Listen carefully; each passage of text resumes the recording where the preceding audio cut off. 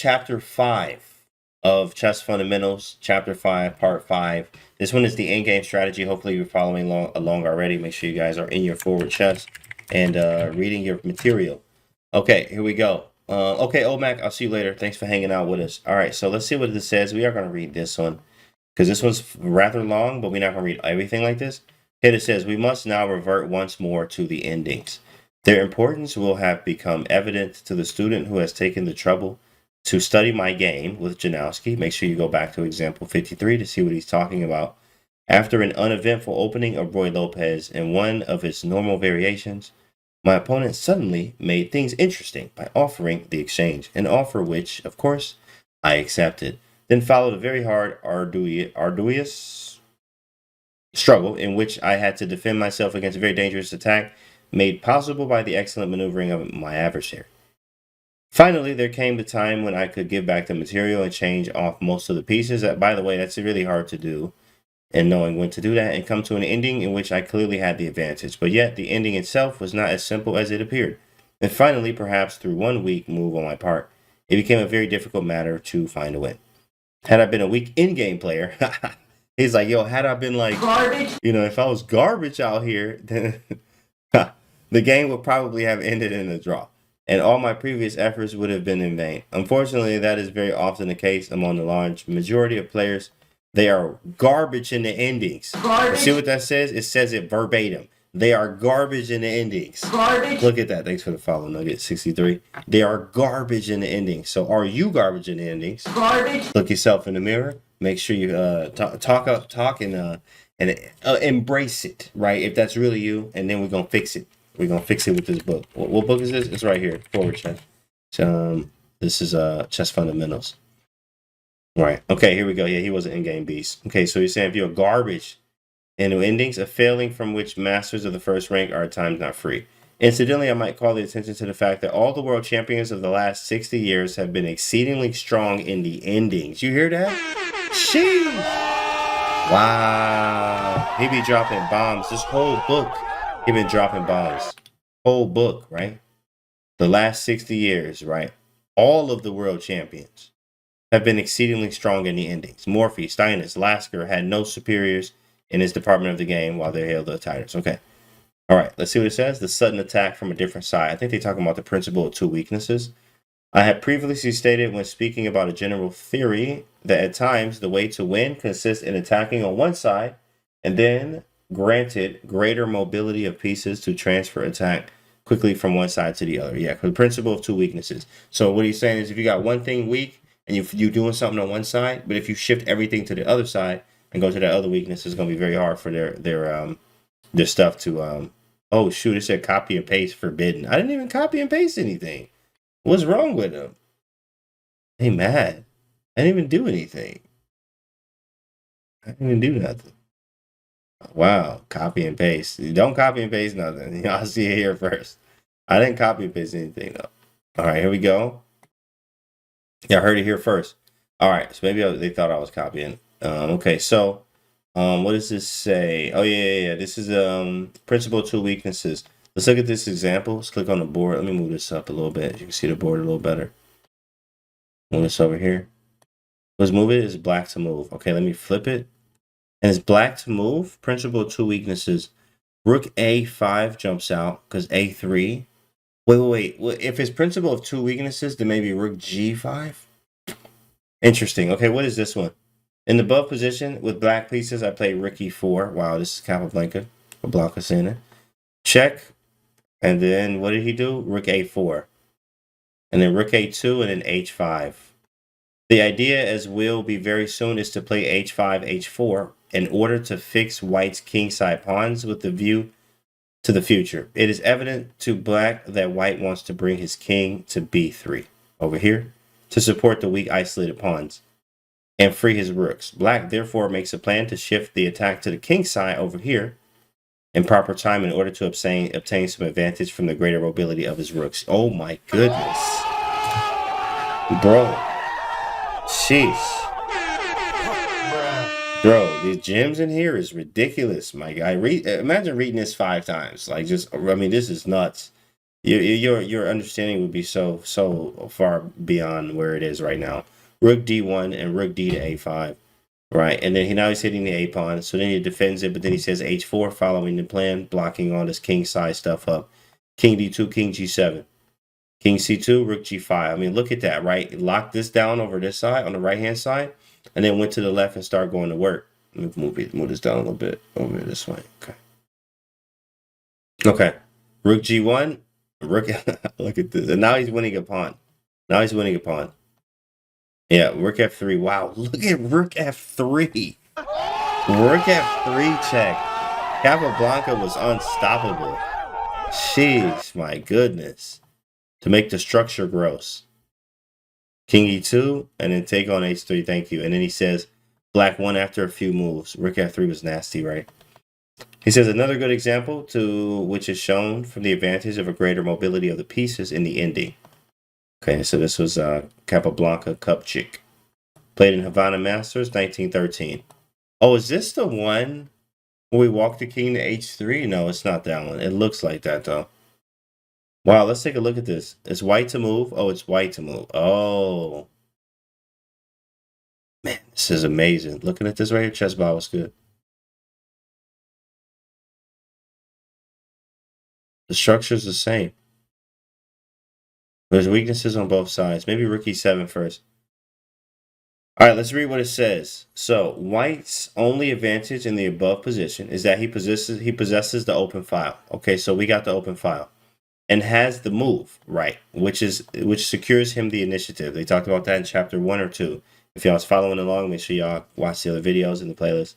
There is also the slight advantage of having his pawns on the queen side united, right, while black has an isolated a pawn. The proper course, as in the previous ending, is to bring the rooks forward so that at least one of them may be able to shift from one side of the board to the other, and thus keep black's rooks from moving freely. What this means in general theory has been stated already. It really means, wow, look at this. Y'all ready for this? Yeah, I'm about to drop it right now here. Before we even say it, y'all know we about to get something fire. Y'all know we about to get something legit right now. He about to spit the most triple OG facts you'd have never heard in your life. He was saying, keep harassing the enemy. Force him to use big pieces to defend pawns.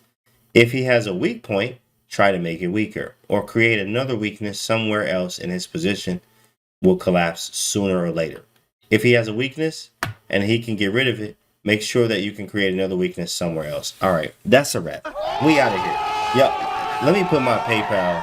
Hold on. Let me put the donate in the chat. You can't. This is a free lesson. I mean, this man right here gave out the absolute best knowledge at this time, and that still can be used today. This is amazing, right? You can just like get this tatted on you, you know, like a new tat right here. Okay, this is amazing. Now, rook to e4, rook f to e8, rook a to e1, rook e6. Okay, rook e3, king f1, king f8, king e2, king e7. Right, so we centralize, everything's in the center. Now he starts hitting the weak points. Rook a4. He defends it. Rook a5. This move has a manifold object. It practically fixes all of black's pawns, except the d-pawn, which is the only one that can advance 2 squares. He says, it especially prevents the advance of black's f-pawns, at the same time threatens the advance of white's f-pawns. Nice. Pretty good. Pretty good. This guy here found Thunder Mike right here. Right here. Dirty Harry Sicilian. This is right here. Y'all can check it in the chat. Okay, rook a5, d5. No problem, bro. d5, c4, and then king d6. Evidently forced, as the other pawn move to save a pawn would have been d takes c4, which he could play. Oh, d4 would be rook e4, king d6, b4. Rook e5, rook a6. Oh. I have no idea, Chess Zebra. I just moved over it. Like, I don't know what manifold object mean. Like, I don't know either, Chess Zebra. I'm like, oh yeah, sweet. Yep, okay, I got it. Yeah. I got it. Yeah. I got you, bro. I got you. Is this Capablanca's chess fundamentals? Yes. Correct. So after king d6, there was c5 check, king d7. D4. Very nice. Very nice. Solidifying, making everything very nice and solid in here. Cool. And then F5. This move says apparently very strong since it forces the exchange of rooks. Wait. Here it is. Okay, it forces the exchange of rooks because of the threat of rook H6. Oh, yeah. Rook H6 is coming right here and then hitting H2. So he traded. Bam, bam. Now, okay, this is still weak. Let me look at this. I could try to walk my king over here, but I need a real plan. F4, lock it up. Up to now, white had been played with finesse, but this last move was weak. Oh, wow. Rook A6. So he's talking about his own play. That's great. You want to be very critical of your own play. And he was saying F4 was basically garbage, but Rook A6 was fire, though. Rook A6 was better, is what he was saying. He says this is the proper way to continue so as to force black to give up his A or C pawn. So he's got to move his king off one day, or he's got to move off for the A pawn. F4 was just a little premature because now he can move his king to C8. And then king to D2. Again, another bad move. It says rook A3 was better. After, because rook B8, B3, king B7, B4. Yeah, that's hard to see. Like, that's insane. But he said he won the game here. King B7. Let's see what happened. What up, Canty? What's good, GG Fever? Multiple objectives? Oh, okay. Oh, nice. Thank you, CHESSABLE. Didn't know that. Rook G8, rook H3. And he kind of walked around. Let's just fast forward here. And look at the grind. This is where Magnus get it from. This is like Magnus' grandfather right here. Like, my grandfather is Tao. This one is Magnus' grandfather. Like, facts. This is Magnus' granddad. Because it looked like I'm watching a Magnus game. That's what he does all the time. All the time. Oh, right here. Cinzano. There you go. Check the chat. It feels like I'm watching a Magnus game because he grinds like this. King C8, King B4, Rook F6. No problem. King A5, King B7, A4. H5. Just gaining space. But wait a second. Oh, he can break through. Wait, what happened? So get Rook F6. Push. Takes. Rook B7. There it is. Canty, my main man. What up, Bert? Bert 1600. Check. I went to the National K-12 Chess Champs. I was there. I was actually there, GG Fear. That's crazy. I was in the Skittles room or the bookstore room with chess kids. This game was long. I'm just gonna like fast forward this. Of course, you have the app, so you can go on this by yourself.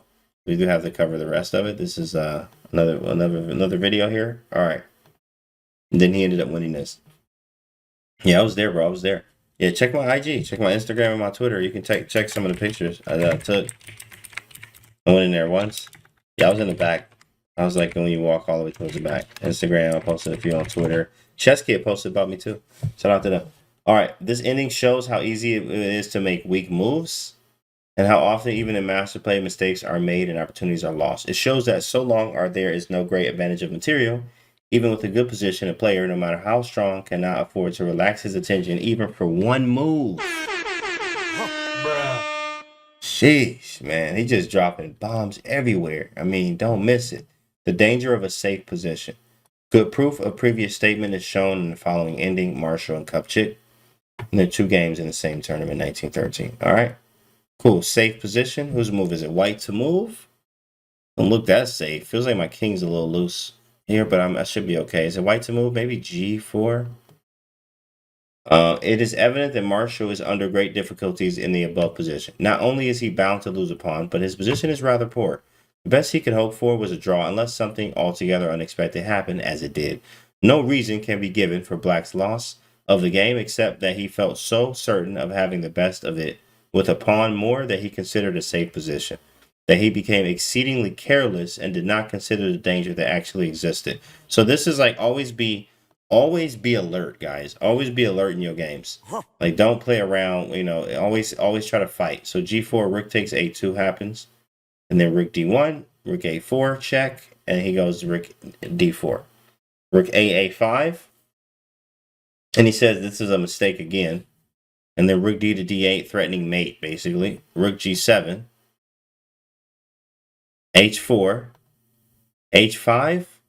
Oh my goodness, that's mate. Rook h8, take on h5. Wow. No, wait. Oh my goodness, he still made it. He still made it. Look at this mate. This is gross. Oh my goodness. Oh my goodness. That's gross. That's gross.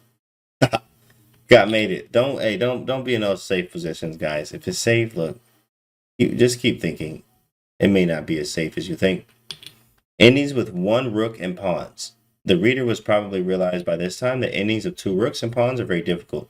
And that same troll holds true for endings with one rook and pawns. Endings of two rooks and pawns are not very common in actual play, but endings of one rook and pawns are about the most common, okay? They're very difficult in nature, sometimes while apparently very simple. Let's check this one out. This one is who white to move. Okay, so let's try to look at this without looking at the answer.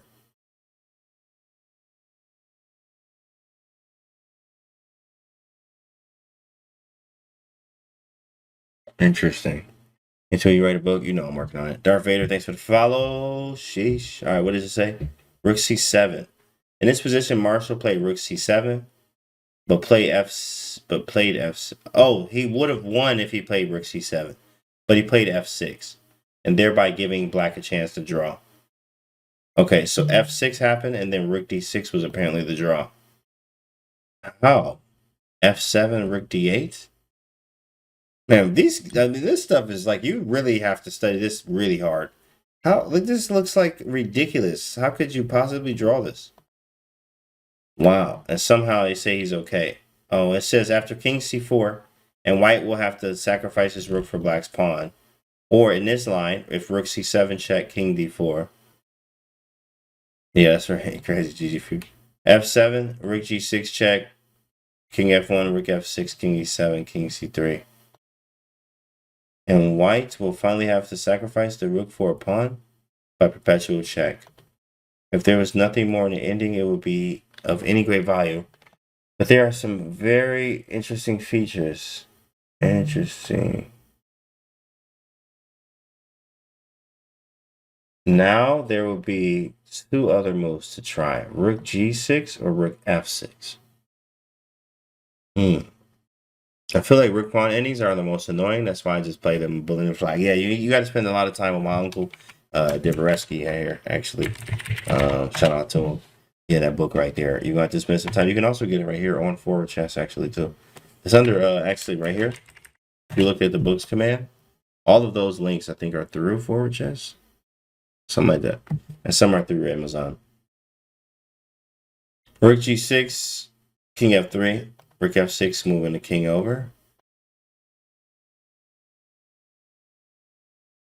It's a draw? Oh. Oh, rook h6, yeah, that wins. Yeah, rook h6 wins, right? And then if rook f6, so these are just winning. Oh, pass pawns must be pushed. Y'all know that. And white will capture the pawn on f3. Yeah, yeah. Now going back to the position, f6. Suppose f6, rook d6, rook c7. Black did not realize that king d4 was the only move to draw. Because of, wait, how? f7? What if rook f6? Oh, I could just go anywhere, maybe? Right? Am I right or no? King b6. The best continuation is f7. Rook check. Rook f6. Yeah, rook e7. And I'm about to go here next. I'm about to go rook e6 check. Okay, so he brought the king up. Bring it. Oh, rook e3. Wow. Rook b3 takes. Oh, this should be winning. Yeah, I'm clearly winning. And the king's cut off. And the king's cut off on this file. I can't advance. And I'm just going to walk the pawn through like it's nothing. Like it's nothing here. Yeah. And they're basically saying that too. Make sure y'all read that because that's for you to read. That's for you to read. All right. Okay. So let's go to this one, number 29. A difficult ending, two rooks and pawns. Ooh, man, this stuff is definitely difficult. All right, here we go. Here we go. Here we go. We're going to jump right into it. This one is black to move. I'm going to flip it. It's black to move. So we probably start with rook b8. Maybe, or rook. Maybe a5. Let's see what he wants. Okay. If black is it is black's move, and no doubt thinking that a drawing such a position, that's what black played for, would be easy. He contented himself with a waiting policy. Such conduct must always be criticized. He like, yo, you are garbage. Garbage. It often leads to disaster. The best way to defend such positions is to assume the initiative and keep the opponent on the defensive. So he says rook a to e8. No. Wait, what is this? Oh, so what is this move? Oh, rook a to e8. He's saying the first move is already wrong. Black should play a5, and that's what I said. Let's go. Big cat. Big cat. Big kappa. Yeah, that's right. A5 was the first move I was thinking about. I wanted to play rook b8. Actually, it was second. Rook b8 was first, and then I was like, but then this pawn is like weak. A5 is probably it. So it says because white wants to play b2, b3, and that's exactly what I was thinking about. Boom, it's taco time. What up? Make taco. That would fix the queen's side. After that, he could decide what demonstration he can make with the rooks to keep the opponent's rooks at bay. Okay, rook a to e8 and rook d4. Nice. Can being mostly a defensive player be successful long term, or do you eventually have to take the initiative? King glow sticks, you can think about Karpov as one of those. Petrosian too, safety first type style. Karpov is definitely nasty with tactics, but he wasn't out here playing like I'm about to play the King's Gambit. Like he not playing nothing like that. I mean, I think a little bit of Queen's Gambit, obviously, but he was very, very positional. Caro-Kann is he put Caro-Kann basically on the map. If you think about it. Caro-Kann, he was hitting that boy. Botvinnik too, though, but definitely some Karpov. Rook d4, rook f6, b3. Takes, king f7, king d3. Rook e7, rook a1. Rook e6. Oh, king e6. This is a gross move. It has to be wrong. I was just thinking g5, yeah. This is a mistake. Black is unaware of the danger. He should have played g5, threatening rook h6. Oh, I just thought g5 just looked good. It does, and you can probably play h5, but rook h6 makes total sense. Rook a6, king to... Oh, rook c7. Uh-oh, I'm getting tied down. Rook's starting to look crazy. And g5, this is now forced. Now we're losing a pawn, but we get it back. h4, exclam. Wow. Oh, yeah, because the rook's here. I just kind of missed that completely. G4 looks stupid. G4? Wow, he didn't take it. Takes. And he started to defend. And I think he did draw this game, right? Yeah, obviously, when you're going through this on your own on forward chess, make sure you're slowing down. Go through this one by one. I'm just kind of flying through these. I understand a lot of this, but also there's a lot of material in here that you need to absorb and go through this many times. Make sure you guys are using this. Alex Online, thanks for the follow. And try to understand, right? You can also use the engine up here too with Stockfish. I got Stockfish 12. I think you tell them to get 14. Stockfish 12 still out here though. They still work you anytime, any day. C5, rook check.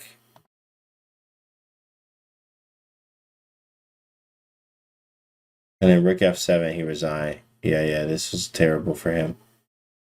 Hello, Mr. Canty. What's up, Cypher? What's good? This one's with white. Okay, so let's read what it says. Black's game has the disadvantage of the double C pawns, which to makes matters worse, he cannot advance them. Because if he plays b7, b6, white replies b2, b3. Wait, what? Oh, black plays b7, b6. Okay, whatever. It's on the fact that white builds his plans. He will stop black's queen pawn and side pawns from moving. Then in due time... Okay, we're going to move on from that. H3, H4 is what you're saying? H4, really? Is that the move? It was G4, actually. Is what they say here. G4 was the move. Let's go, Mr. Muggy. G4, B6 did happen. And then B4, wow. I mean, I was not thinking this. What a move. I mean, B4, I mean, that's a round of applause move there. That's an insane move, dude. B4? Exclam, no explanation either, just B4. That's a move for you right there. And then king b7, king f2, b5. With the objective of king b6 and a6, a5, followed by a takes b4, and thus have an open file for the rook. Right, so a4 happens. So we can do that first because we're going to bring the rook to a1 if b takes a4. Okay, so rook to d4, that's an annoying move. Rook b1 defends it. Rook e5, king e3, bring the king in. I like white's position. Rook d7, a5, lock it up. Yeah, white's definitely pushing for more. First part of white's strategic plan accomplished. Black's pawns on the queen side are fixed. Rook e6, rook bf. g5, break it up. Break it up. Rook h6, rook g3. h4, rook g5. Slick Mick 27. What's up, bro? What's good, Mick? Rook g7. What's up, Jimmy? Great in-game study position. What up, Mick? What's good, bro? Slick Mick. That's actually, he on the YouTube channel too, y'all. If I ain't know Mick. Shout out to Mick. Whatever, bro. This is the Forward Chess app too, man. It's still what I'm using. Yeah, I knew that was you because nobody else goes by Slick Mick. So I knew this is exactly what it is. See how I saw all this weekend have one at h4 before all this went down. Facts. Okay, d4, king c8. Check that boy up. And king b7. This is just kind of clockwork. Maybe bring the king in. You have an h5, but he has g5. Maybe rook doubling the rooks. E5. Okay, and then bringing the king up. Yeah. King in. Takes first, then king in. Rook here, easier. Cleaner. Cleaner. Take those. Keep it moving. He got his king all the way back. Like, look at his king. Look at that king walk. Look where the king was. I mean, he was almost about to go to f5. And he brought that boy back to d2. Okay, let's see what it says. The winning, thanks for the follow, Vitamin K. The winning tactics in all these endings have merely consisted in keeping the opponent's rooks tied to the defense of one or more pawns, leaving my own rooks free for action. This is the general principle, which can be equally applied to any part of the game. Whoa, run that back one time, big fella. Whoa, run that back one time, big fella. The winning tactics in all these endings have merely consisted in keeping the opponent's rooks tied to the defense of one or more pawns, leaving my own rooks free for action. This is the general principle, which can be equally applied to any part of the game. It means, in general terms, keep freedom of maneuver while hampering your opponent, right? Woo! For the people in the back, one more time. Keep freedom of maneuver while hampering your opponent. I hope you're taking notes or get your forward chess and get this book. There's one more thing of greater importance, and that is that the winning side has always had a general strategical plan capable of being carried out with the means at his disposal, while often the losing side had no plan at all, but simply moved according to the needs of the movement. All right, this was the last chapter. Oh, and then we got another one too. Oh shoot, we got another one after that. So we got more work to do. We'll go over that on another day. But this one's chapter 5, right? Yeah, we have 1 through 4 already in the playlist, so you guys can check that out. Chess Fundamentals. This one is the last variation in chapter 5. Last chapter in chapter 5. Oops, which is this one. Rooks, bishops, and pawns versus rooks, knights, and pawns. Rooks, bishops, and pawns versus rooks, knights, pawns. Wow. This was Lasker versus Marshall in 1907. Let's flip it. In this position is black to move. To a beginner, the position may look like a draw, but the advanced player will realize immediately that the great possibilities for black to play for a win, not only because he has the initiative, but because white, undeveloped queenside, and the fact that a bishop in such a position is better than a knight. It will take some time for white to bring his rook and knight into fray, and black can utilize it to obtain an advantage. There are 2 courses open to him, the most evident, and the one that most players would take is advance to c5 immediately. Oh, and c4 immediately, in conjunction with the bishop check at bishop a6 and any other move that might be necessary with the black rook. The other and more subtle course was taken by black. It consists in utilizing the rook. Yeah, that's probably what I would have did is rook b8. That would have been probably my first move. Rook b8. Okay, rook b8. And then b3. And then rook b5. Bringing the rook into attack the king side pawns. Fire. Thanks for the follow. Pablo. c4, rook h5, king g1, c5. So tempo, got a few tempi there. Now the bishop can hit the weak pawn on e4 too as well. Also some bishop h3 maybe. King f7, bring the king in. Bring the king around. Nice king play. Rook h6, getting ready to shift to the other side. Yeah, he just kept attacking stuff. Bishop g4. Fixing the knight. Can't move nowhere. Bring the king up. Bring the king up again. Ooh, is it d3? I mean, it feels like d3 is like, shoot, I'm just walking right in there. Like, hey, who's home? He didn't play it, though. He played rook here, cutting the king off a little bit more. Now played d3 and then walked the king up. Hey, who's home? What's going on? c6. What a move. Merely to exhaust white's move, which will finally force him to either move the king or the knight. a6. Then brought the king around. And this is just clockwork. Woo, look at the Zug master here, Zugzwang. Sheesh, I mean, this is just brutal. Can't move anything. This was Lasker Marshall back in the day. This is about to be a mate. I mean, I can feel it coming. Oh, he resigned right here. That was sweet, bro. That was sweet. Oh, that's the only chapter? That was it? That's all he had in this chapter. This one's going to be quick for y'all. Oh, it's a final example. It actually says it right here. Final example of how. But you guys can go through this obviously slower here. I hope you guys enjoyed it. This is awesome. This was chapter 5 from Chess Fundamentals. And then we're going to cover some other ones later. We got some games and some other stuff to do in the chapters. So we'll catch those on another day.